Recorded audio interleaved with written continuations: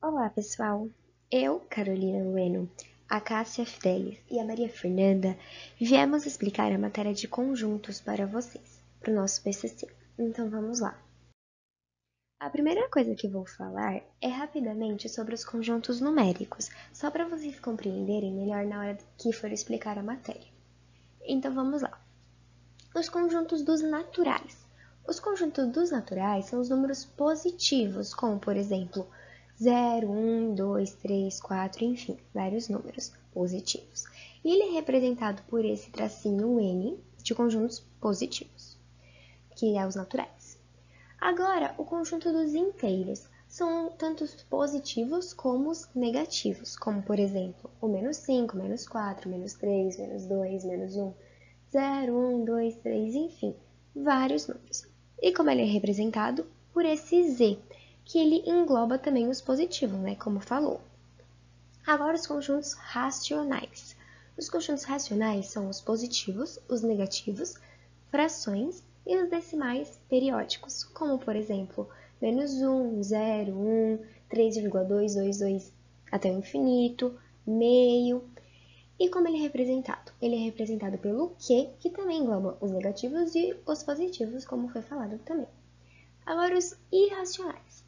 Os irracionais são decimais infinitos e não periódicos, como, por exemplo, o raiz de 2, o π, enfim, vários. E ele é representado por o i. E ele não é junto, ele não engloba os negativos, os positivos, as frações e os decimais periódicos. Agora, os reais. Os números reais são os positivos, os negativos, as frações, os decimais, tanto periódicos como os não periódicos. Então, o que significa? Que são todos. Então, ele é representado pelo R de reais e engloba todos. Então, é isso, pessoal. Agora, nós vamos falar sobre os conjuntos. Olá, pessoal. Eu sou a Maria Fernanda e eu vou explicar para vocês o que são os conjuntos unitário, vazio, finito, infinito e universo. O conjunto unitário é o conjunto que tem apenas um elemento. O exemplo dele é que A é igual a X, tal que X é natural, é um número par e é um número primo. Sendo assim, X é igual a 2. O conjunto vazio é um conjunto que não tem nenhum elemento. Também pode ser chamado de nulo e geralmente é representado pelos símbolos matemáticos de chaves contendo espaçamento ou zero com um traço.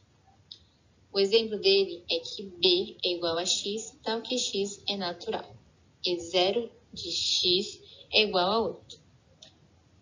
Ele faz parte do conjunto vazio, então ele vai ser simbolizado pelo zero com traço ou as chaves com espaçamento. O conjunto finito é o conjunto que tem limite no número de elementos. O exemplo dele é que C é igual a X, que pertence aos números naturais, tal que X é maior que 3 e menor que 8. Sendo assim, os valores de X são 4, 5, 6 e 7. O conjunto infinito é o conjunto que não possui limite de elementos, ou seja, ele tem ilimitados elementos. Sendo assim, o exemplo dele é que D é igual a X, que pertence aos números naturais, tal que X é maior que 5. Sendo assim, ele começa do 6 e vai assim por diante. Pode ser substituído por qualquer outro número. Já o conjunto universo é um conjunto simbolizado pela letra U maiúscula e é um conjunto formado pela junção dos elementos dos conjuntos. O exemplo dele é que o conjunto A é igual a X, que pertence aos naturais, tal que X é menor ou igual a 5. E o B é representado por X, que pertence aos naturais também, tal que X é maior que 5, menor ou igual a 15.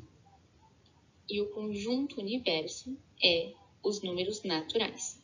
Então, a gente tem o conjunto A, que vai do 0 ao 5, e o conjunto B, que vai do 6 ao 15. E o conjunto universo é os dois conjuntos. Sendo assim, agora eu passo a voz para minha amiga Cássia. Olá! Agora vamos falar sobre pertinência.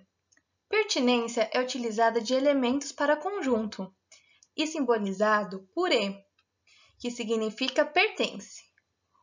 Ou esse outro E, cortado, que significa não pertence. Vamos ver um exemplo. O conjunto A é igual a 4 e 5. Dessa forma, temos que o 4 pertence ao conjunto A e que 5 também pertence ao conjunto A. Mas o 3 não pertence ao conjunto A. Contém e contido são utilizados de conjunto para conjunto. Contém é simbolizado pelo Czinho virado para a esquerda. Já o contido é simbolizado pelo Czinho virado para a direita.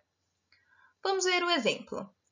A é igual a 10 e B é igual a 7, 8, 9 e 10. Podemos perceber que A e B têm um elemento em comum, o 10. Então, podemos dizer que o conjunto A está dentro do conjunto B, como mostra no diagrama.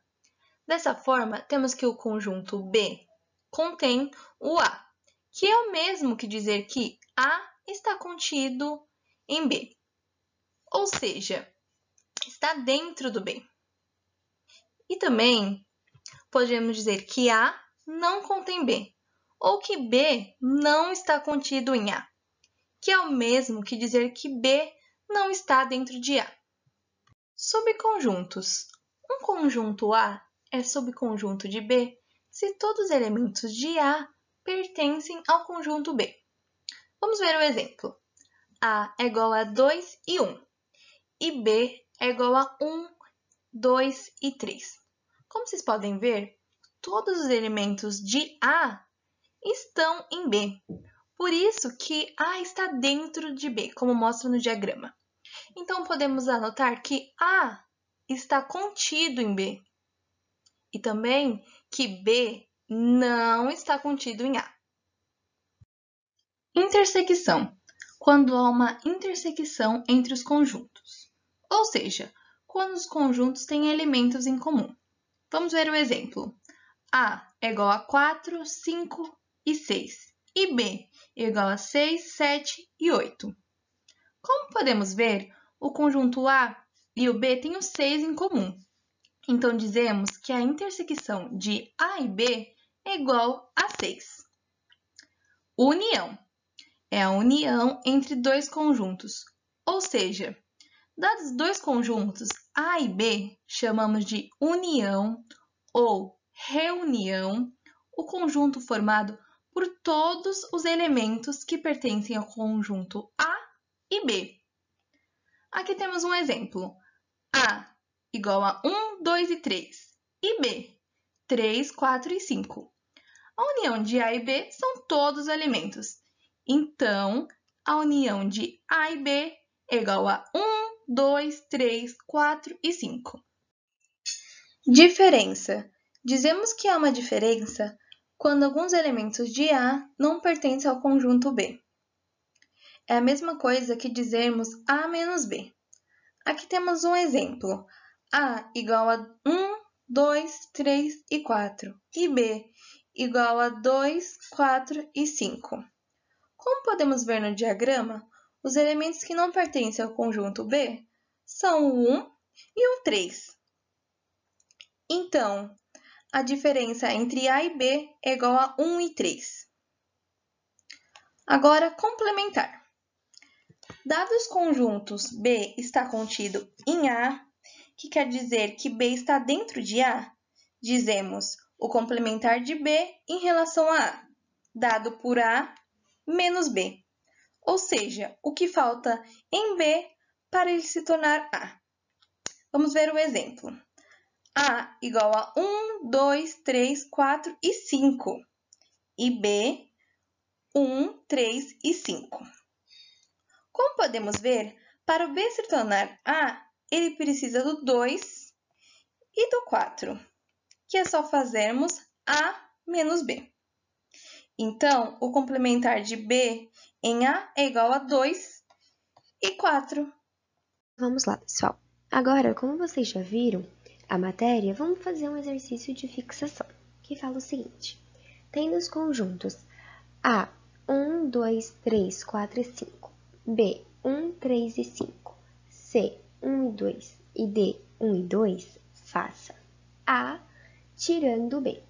A tirando B, como vocês já viram, significa que você tem que tirar todos os valores de B. Então, como vai ficar? 2 e 4, que você tira todos os elementos de B. A letra B, B tirando A. Então, agora você vai fazer o inverso, você vai tirar todos os elementos de A que tem em B. Quando você tira todos os elementos de A que tem em B, você percebe que o conjunto vai ficar vazio, porque o A tem o 1, o 3 e o 5. Então, vai ficar vazio. O C, a intersecção com C. O que significa intersecção? Significa que é o que tem de igual. O que tem de igual em A e C? O 1 e o 2. E agora a letra D, que é B união com D. B união com D é a junção dos dois, como vocês já viram também. Como que vai ficar? 1, 2, 3 e 5. Então é isso, pessoal. Obrigada pela participação.